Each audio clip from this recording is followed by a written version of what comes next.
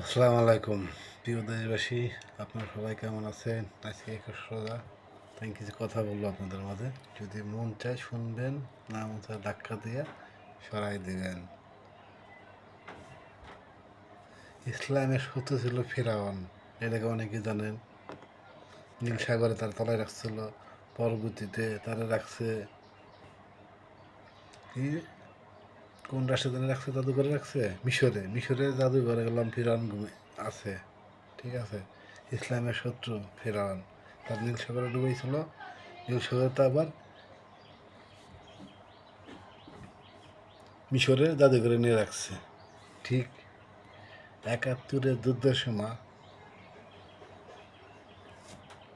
এই যে পাক বাহিনীর লগে যারা ছিল, কারা ছিল? জামাত। জামাতের অঙ্গ সংগঠন শিবির, এনসিবি, এরা ঠিক একই কায়দায় জামাত আওয়ামী লীগের নাম শুনলে গায়ের দাকন লেগে যায়। ওরা হলো সেই মিশরের জাদুঘরের জামাত। সেই মিশরে জাদুঘরে থাকা যে ফিরাউন আছে, সেই গোষ্ঠীর লোক হলো জামাত। তাদের কথায় যদি বিএনপি চিন্তা ভাবনা করে এই দেশকে ধ্বংস করে দিব, দলীয় বানায় দিব, এরা 71-এর বাংলাদেশ, এই বাংলাদেশের জন্য 30 লক্ষ লোক, 2 লক্ষ মানুষ যদি বিনা দেশ স্বাধীন হয়েছে, তাহলে আরটা স্বাধীনতা হয়ে যাবে বাংলাদেশে।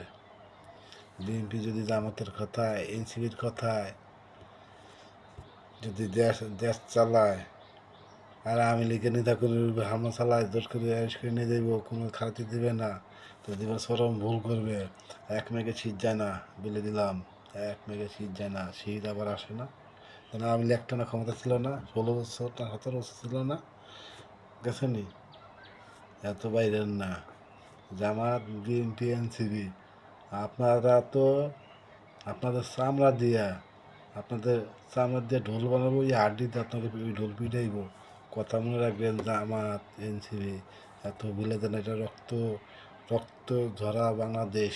এই বাংলাদেশের জন্য 30 লক্ষ লোক, 2 লক্ষ মামুলি ইজ্জতে বিনয় দেশ স্বাধীন হয়েছে। এই বাংলাদেশে কোনো জামাত, এনসিবি কোনো খাওয়ান থাকবে না। থাকবে শুধু 71-এ যারা ভালোবাসে, যারা মুক্তিযোদ্ধারা ভালোবাসে, তাদের জন্য এই বাংলাদেশ স্বাধীন হয়েছে। তাই কিছু কথা বলি।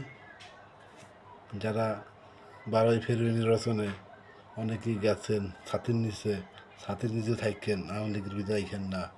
দয়া করে অনুরোধ করবো, যারা 16 আসনে রূপনগরের পল্লবী থানা আওয়ামী লীগের অনেক নেতাকর্মী, যারা বিএনপির সাথে, জামাতের সাথে যারা মিছিল মিলিয়ে গেছেন, যারা ভোট দেওয়ার গেছে, তারা আওয়ামী লীগের লোক হতে পারে না। তারা হলো নিমক হারাম, পাকিস্তান।